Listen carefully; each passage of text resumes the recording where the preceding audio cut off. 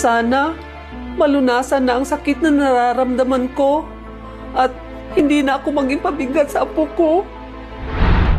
Ganyan-ganyan ang nararamdaman ng isang taong may iniindang sakit dulot ng degenerative arthritis o joint pains. Mahirap, hindi lang para sa taong may sakit, pati na rin sa mga taong nakapaligid dito. Hindi na ito pangkaraniwan. Palagi nating nakikita ang ating mga magulang, lolo o lola na dumadaing sa sakit ng kanilang kasukasuan dahil sa degenerative arthritis o joint pains.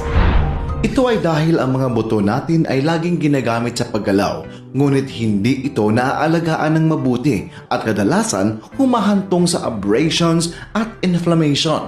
Ito ay posibleng dahil sa degenerative arthritis o iba't ibang mga abrasions at sores na sanhi ng constant movement katulad